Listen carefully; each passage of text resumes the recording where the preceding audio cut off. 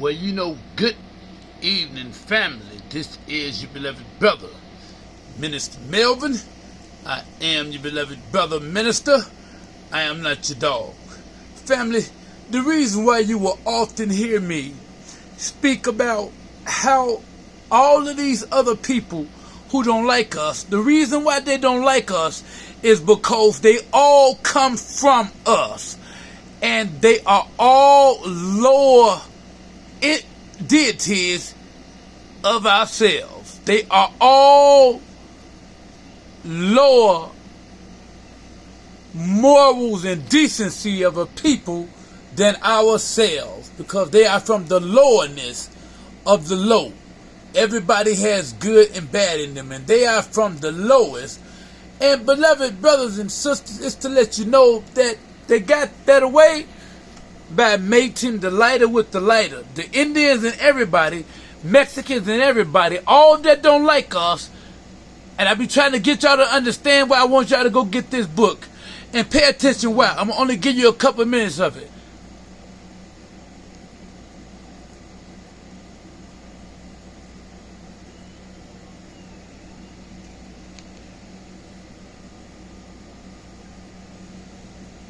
Seconds.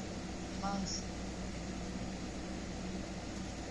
Was sufficient to identify them as the leaders and achievers of whatever attracted the attention of the world. Another trick, the very opposite of the American law and practice, was to classify Africans with Caucasian blood as Caucasians. If any of those so classified turned out to be notorious characters, pro-African or anti-white, they were loudly proclaimed and contemptuously called half-breeds. The millions of early blacks who were forced either by circumstances or expediency to replace their own names with Asian and European names only added to the problems of historical identification. Far from becoming baffled and discouraged by the more painstaking basic research required, the student of African history must accept the challenge as a 20th century mandate that is essential to the salvation of the race in the most literal sense. They will need the active support of black governments and predominantly black institutions of learning. That's right. These should be actively sponsoring 1. Comprehensive basic research programs, 2.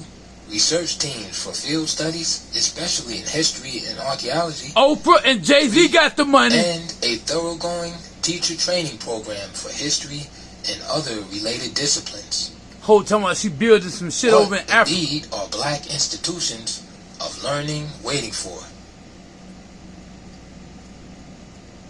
the young people to show the way? The simple truth is that what is needed first is active pioneering initiatives. Financial assistance would then be forthcoming even from unexpected sources. Black inertia is the main problem. There is still too much dependence on white scholars to do our work for us. But they show I have Oprah read as elsewhere that as long as we rely on white historians to write black history for us, we should keep silent about what they produce. That's right, because we write let from the Caucasian viewpoint. That's right. We are naive indeed if we expect them to do otherwise. They're not gonna tell you the truth. Who about their scientific objectivity to the contrary notwithstanding. Talking about you a damn Christian. Where you get the that from? Theoretical framework. Over the years of studying African history, certain prepositions and theories evolved quite naturally as guiding headlights in the explorations, and few of them are set forth here. Some previously stated or implied. 1. That Africa, all Africa, is the native homeland of the blacks. Note, an important fact that should be well known is that all unmixed Africans are not jet black. For while the great majority are black-skinned, countless thousands who lived for centuries in cool areas have lighter complexion and no Caucasian blood at all. Yep. End of note.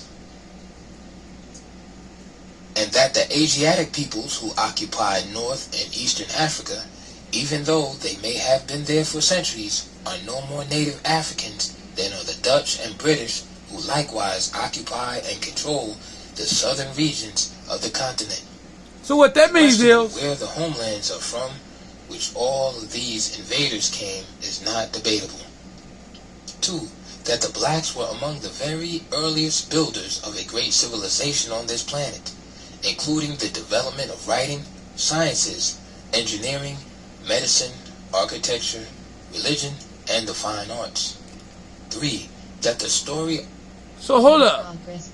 So we built everything. We are among... So everything that you see, we built. Yet they make it seem like we ain't, like we pieces of ish. And that's why I ask y'all, what do y'all think they're gonna give you? You think they're gonna give you? And I'm looking at the Asians, because they think we ain't shit, and they treat us like shit because they are all part of the same group of people that are responsible for our demise and our fall. And the Asians played a major role in slavery. They played a major role in raid and rape and everything when it came to our people. Everybody did. I'm gonna give you a couple of more seconds. So the next time you walk by somebody, past somebody that ain't black and they look at you like you ain't ish, this is why.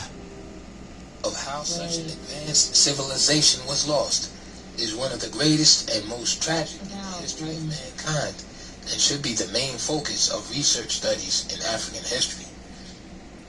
4.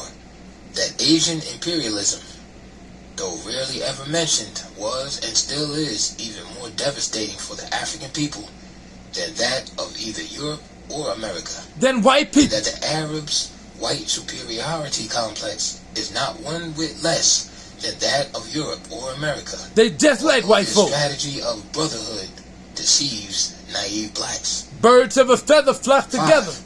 That the forces behind the continuous splintering of already small groups, and even the breaking up of kingdoms and empires, followed by the equally endless migrations, included the steadily increasing death of the soil and the advance of the deserts, the drying up of lakes and rivers, along with the attending change of the climate, and the always certain internal strife, all combined with invasions and famine to become a way of life. 6. That the strength and greatness of the African people can be measured by how, in the face of what at times seemed to be all the forces of hell, they fought through to survive it all and rebuilt kingdoms and empires, some of which endured 1,000 years.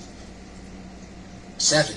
That within the framework of even the smallest surviving states, they adhered to and kept alive the basic principles of the traditional African constitution and held on through all the passing centuries to the fundamental elements of its ancient democratic, social, political, and economic systems all over the continent. Yeah. 8. That Africa was the cradle of a religious civilization based on the conception of one supreme God, creator of the universe, and that this belief in one supreme being antedated that of the Jews by several thousand years before Abraham. I'm trying to tell you. The numerous sub-deities on whom Western writers dwell was exactly the same as that of patron saints in the Christian world.